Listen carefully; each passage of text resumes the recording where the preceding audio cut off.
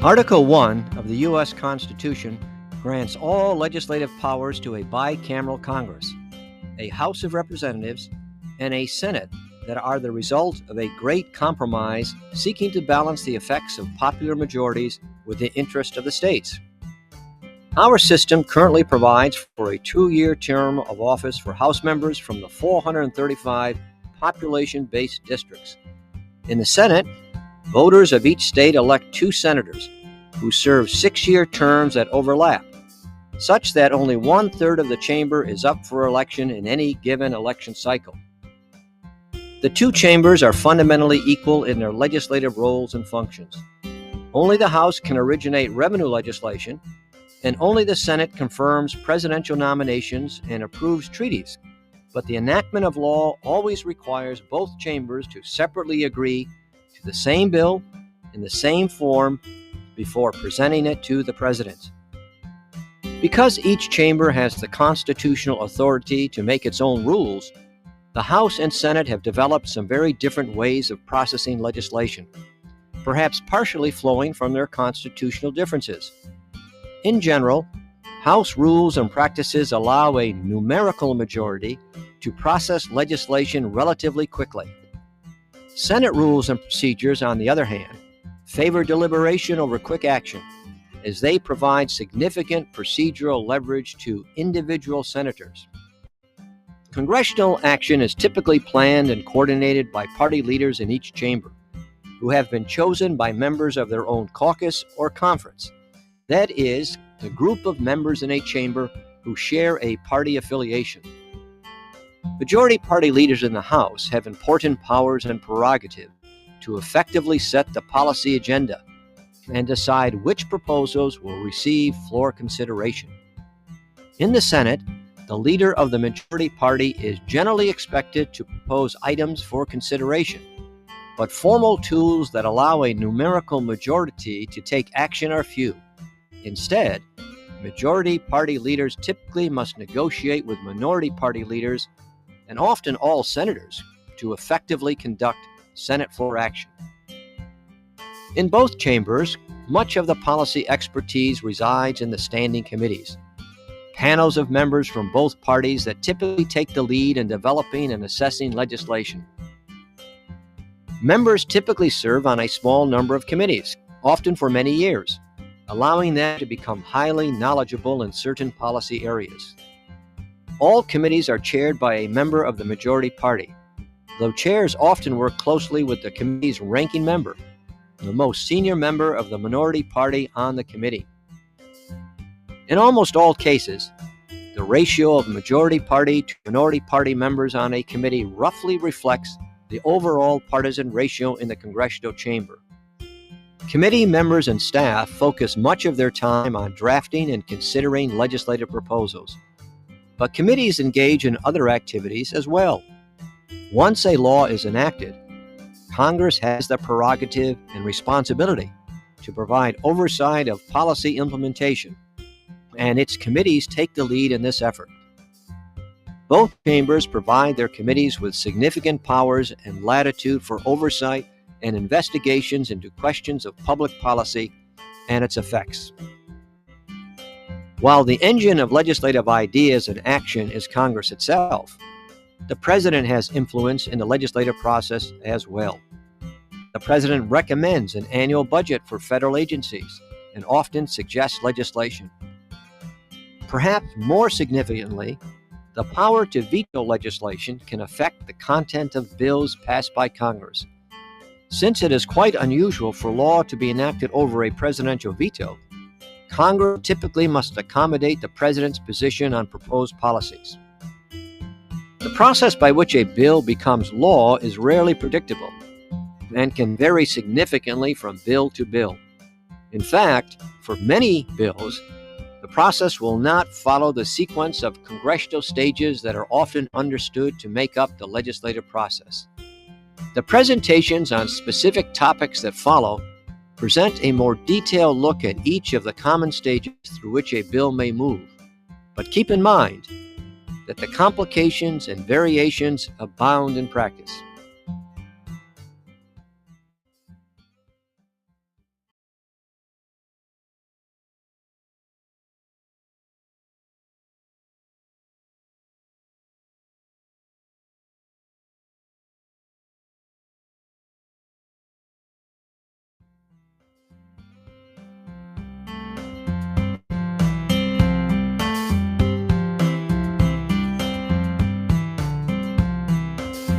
Legislation may take one of several forms, depending on the intended purpose.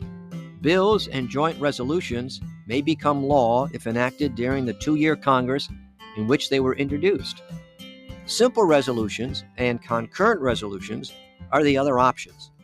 These measures cannot make law, but may be used by each chamber, or both, to publicly express sentiments or accomplish internal administrative or organizational tasks, such as establishing their rules for proceeding. Only members of each chamber may introduce legislation, though occasionally a member introduces legislation by request of the President or others. Members and their staff typically consult with nonpartisan attorneys in each chamber's Legislative Counsel office for assistance in putting policy proposals into legislative language. Members may circulate the bill and ask others in the chamber, often via Dear Colleague letters, to sign on as original co-sponsors of a bill to demonstrate a solid base of support for the idea. In the House, a bill is introduced when it is dropped in the hopper, a wooden box on the House floor. In the Senate, the bill is submitted to clerks on the Senate floor. Upon introduction, the bill will receive a designation based on the chamber of introduction. For example, HR or HJ Res for House-originated bills or joint resolutions, and S or SJ Res for Senate-originated measures. It will also receive a number, which typically is the next number available in sequence during that 2-year Congress. In the House, bills are then referred by the Speaker, on the advice of the nonpartisan parliamentarian, to all committees that have jurisdiction over the provisions in the bill, as determined by the Chamber's standing rules and past referral decisions. Most bills fall under the jurisdiction of one committee. If multiple committees are involved and receive the bill, each committee may work only on the portion of the bill under its jurisdiction. One of those committees will be designated the primary committee of jurisdiction and will likely take the lead on any action that may occur. In the Senate, bills are typically referred to committee in a similar process, though in almost all cases, the bill is referred to only the committee with jurisdiction over the issue that predominates in the bill. In a limited number of cases, a bill might not be referred to committee, but instead be placed directly on the Senate calendar of business through a series of procedural steps on the floor.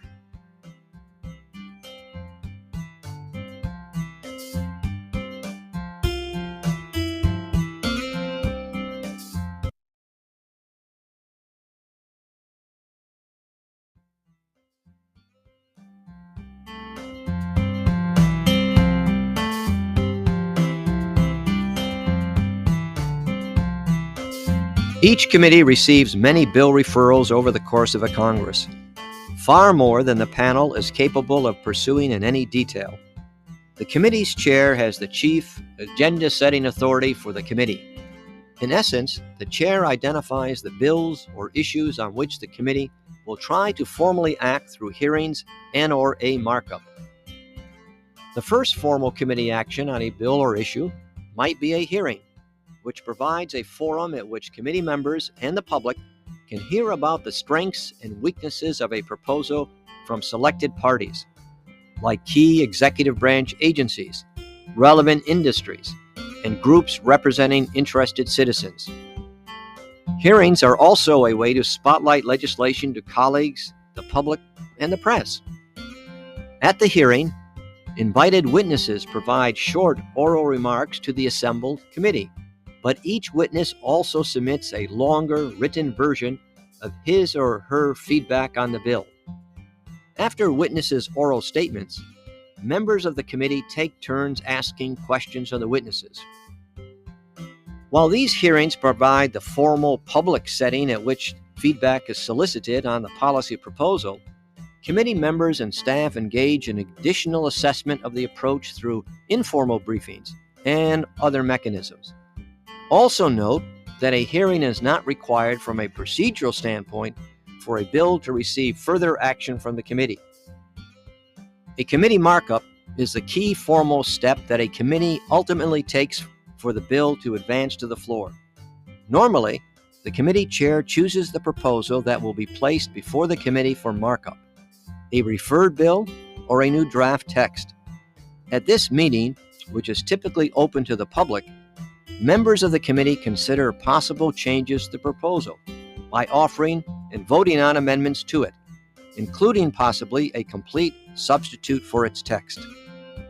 A markup concludes when the committee agrees by majority vote to report the bill to the chamber.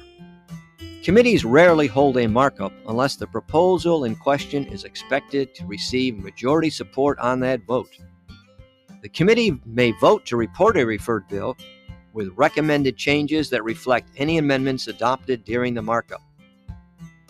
As an alternative to a referred bill, the committee may instead report out an original or clean bill that was basically written in the markup process.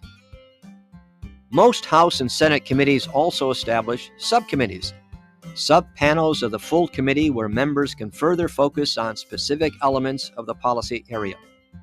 The extent to which subcommittees play a formal role in policymaking, for example by holding hearings or marking up legislation prior to full committee consideration, varies by chamber and by committee tradition and practice.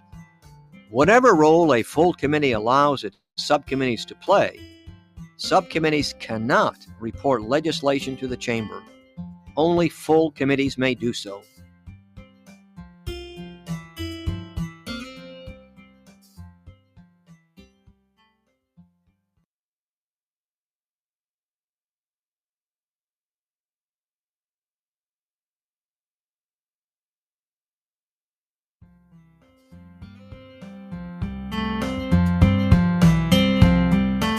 Once a committee has reported a bill, it is placed on one of the respective chambers' calendars.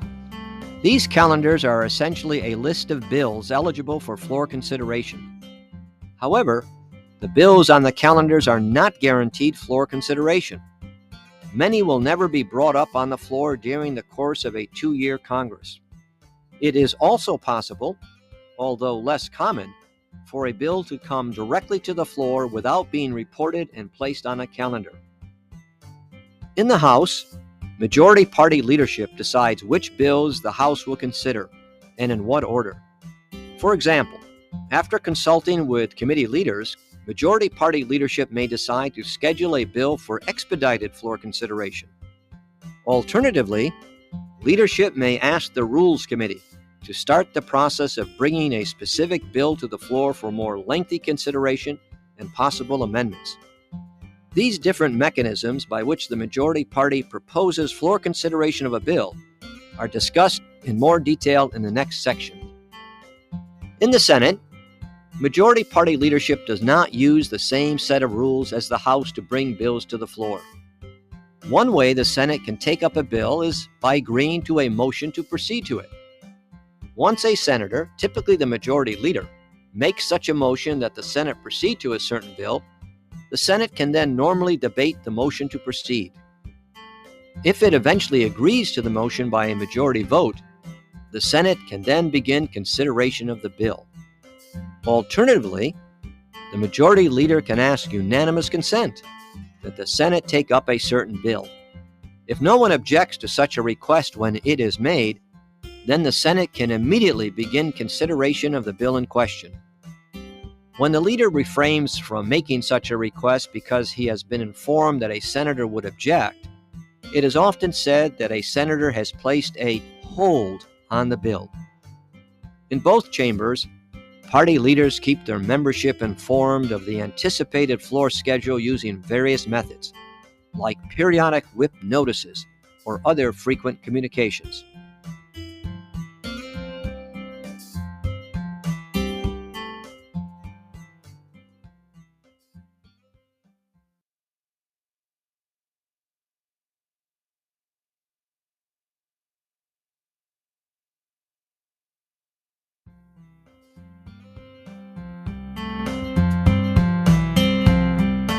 The House considers bills under a variety of procedures, each of which differs in the amount of time allotted for debate and the opportunities given to members to propose amendments.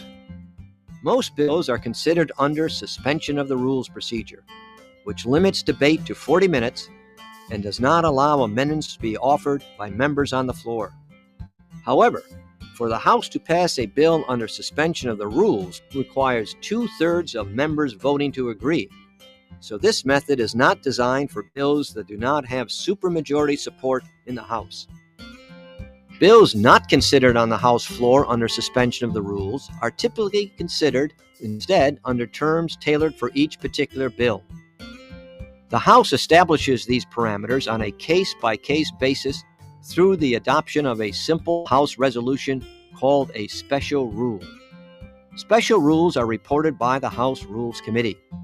This committee, which is often referred to as the traffic cop of the House, is heavily dominated by the majority party and works closely with the House majority party leadership on the main elements of each special rule. Common procedures found in a special rule include selection of the text to be considered, limitations on debate, and limitations on the amendments that can be offered on the floor. For instance, sometimes the committee reports a rule that places few restrictions at all on amending, which can result in dozens of amendments being offered on the floor during consideration. In other cases, the special rule will allow only specific, predetermined amendments to be offered, or even preclude floor amendments altogether. Note that House procedures place certain other limitations on the content of amendments, unless the special rule waives these restrictions. For instance, amendments must typically meet certain germaneness standards, meaning that they must be on the precise subject of the legislation being considered. After the Rules Committee reports a rule for consideration of a bill, the House first considers that special rule itself on the House floor for approximately 1 hour. After debate, the House votes on adopting the special rule. Only after its adoption will the House proceed to consider the bill itself, under the terms specified by the special rule. In this situation, the House typically will consider the bill in a procedural setting called the Committee of the Whole, which allows members an efficient way to consider and vote on amendments. After any amendments are offered and debated, members vote on approval, and each amendment requires a simple majority to be agreed to. After the amendment process is complete, the Committee of the Whole rises and reports to the full House any recommended amendments, which are then usually approved by the House by vote. Just prior to voting on final passage, members typically will briefly debate and then vote on a motion to recommit, which allows the minority party to effectively propose its own amendment. In the House, some votes are taken by voice, but many votes are taken by electronic device, a method that records the individual position of each member who voted.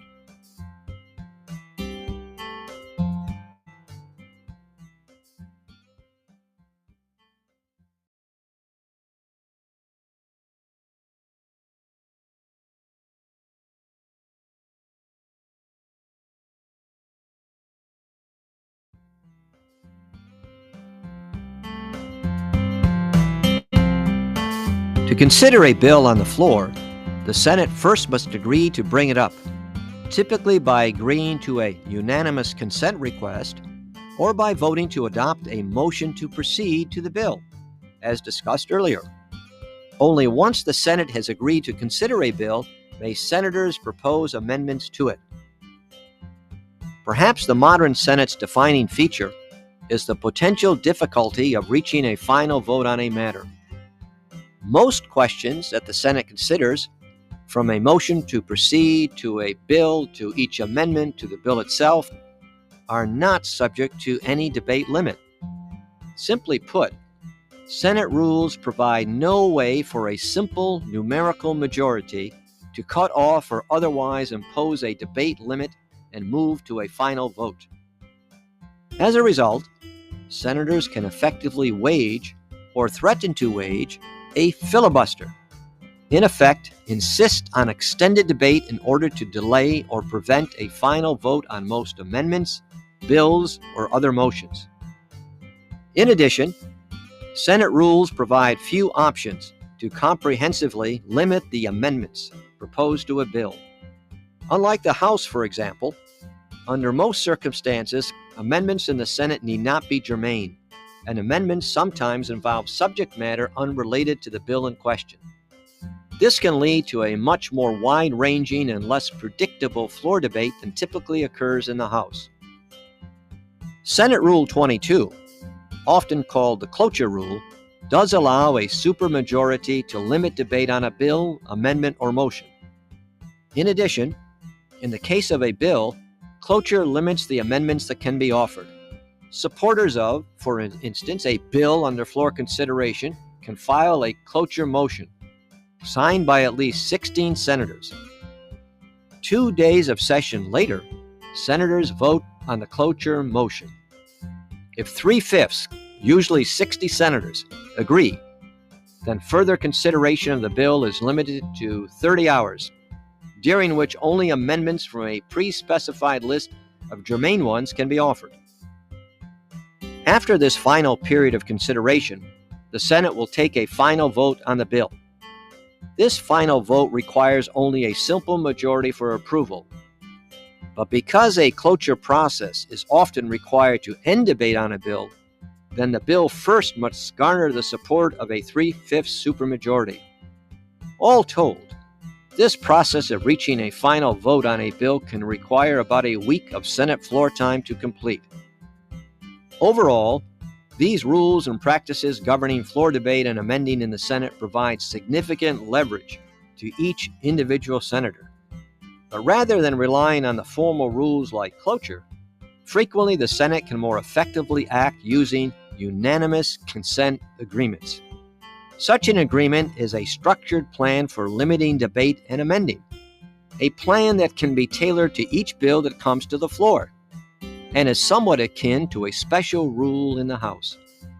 Through the use of these unanimous consent agreements, the details of which all senators have agreed upon, the Senate can more effectively process its business while protecting the procedural rights of each of its members.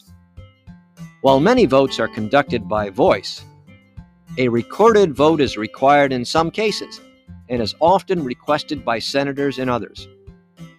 Unlike the House, the Senate does not have an electronic voting system. Recorded votes are conducted through a call of the roll of the senators.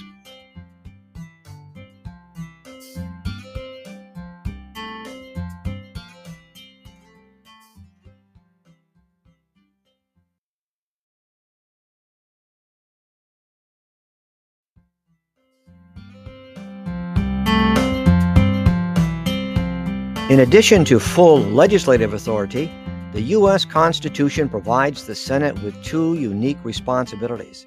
First, the power to confirm certain presidential nominees to the federal judiciary and certain executive branch positions.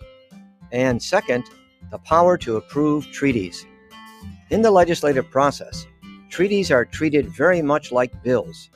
They are referred to the Foreign Relations Committee, where they may be considered and reported. The Senate can consider a treaty on the floor under similar procedures used for legislation. However, the Constitution requires that 2/3 of voting senators agree for a treaty to be ratified. Most presidential nominations are referred to the relevant Senate Committee of Jurisdiction. Prior to potential committee action to report a nomination, a committee may hold a hearing at which a nominee answers questions from the committee's members. If a nominee is considered on the Senate floor, his or her confirmation requires only a simple majority vote, but nominations are debatable. Therefore, supporters of a nominee may have to use the cloture process to reach a vote on the nominee. Invoking cloture on most questions requires a vote of 3/5 of the Senate, but cloture can be invoked on a nomination by a simple majority threshold. Using cloture to reach a vote on a pending nomination, however, may take significant floor time.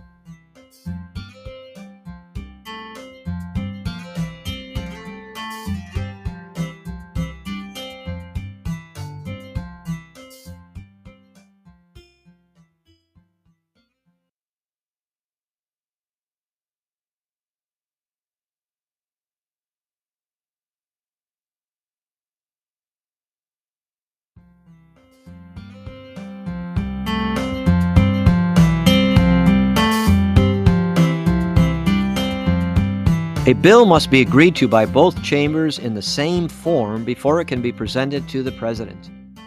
Notably, the U.S. Constitution requires that any bill with revenue provisions must be a House bill. With this exception, it does not matter if a bill is passed first by the Senate or if it is passed first by the House. Once one chamber passes a bill, it is engrossed, that is, prepared in official form, and then sent or messaged to the other chamber. In a majority of cases, the second chamber simply agrees to the exact text passed by the first chamber, in which case the Congress has then completed action on the bill. In some cases, the second chamber decides to amend the first chamber's bill. The second chamber is often proposing, in effect, an alternative version of the bill, which may differ from the bill in minor or substantial ways. In some circumstances, the alternative may even embody a proposal on a different topic. Once the second chamber agrees to this proposed alternative to the bill, it may send the proposal back to the first chamber for possible consideration and a vote. The receiving chamber may also respond with a counterproposal, and so on. This back and forth trading of proposals by the House and Senate is called amendment exchange, or sometimes simply ping pong. For the bill to have a chance of becoming law, one chamber must eventually agree to the proposal that the other chamber sent it. Sometimes, the resolution of differences between the House and Senate proposals may instead be accomplished through a conference committee. A conference committee is a temporary committee formed in relation to a specific bill. Its task is to negotiate a proposal that can be agreed to by both chambers. Each conference committee is made up of members of the House and members of the Senate, called conferees, who are drawn primarily from the committee with jurisdiction over the bill. Through a combination of informal negotiations and formal meetings, the conferees try to hammer out a compromise, drawing on elements of the competing proposals that were adopted by each chamber. If a proposal can garner the support of the majority of the House conferees, and also separately a majority of the Senate conferees, then the negotiated proposal is embodied in a conference report. This conference report can then be considered in one chamber, and, if agreed to, then considered in the other chamber. Regardless of which chamber goes first, the conference report is considered under sets of procedures used for other business. For example, note that reaching a vote on a conference report in the Senate may require a cloture process.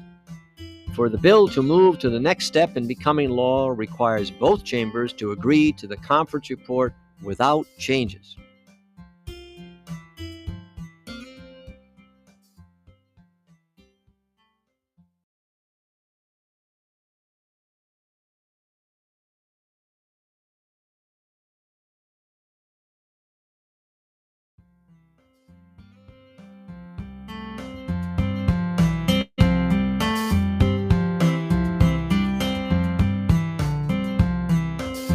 Once both chambers of Congress have each agreed to the bill, it is enrolled. That is, prepared in its final official form and then presented to the President. Beginning at midnight on the closing day of presentment, the President has 10 days, excluding Sundays, to sign or veto the bill. If the bill is signed in that 10-day period, it becomes law. If the President declines to either sign or veto, that is, he does not act on it in any way, then it becomes law without his signature, except when Congress has adjourned under certain circumstances. If the President vetoes the bill, it is returned to the congressional chamber in which it originated. That chamber may attempt to override the President's veto, though a successful override vote requires the support of 2/3 of those voting.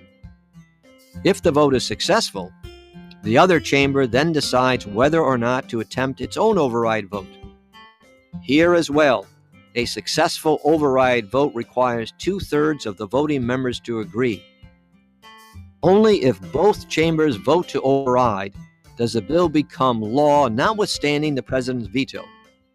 A successful override of a presidential veto is rare. Bills that are ultimately enacted are delivered to the office of the Federal Register at the National Archives, assigned a public law number, and included in the next edition of the United States Statutes at Large.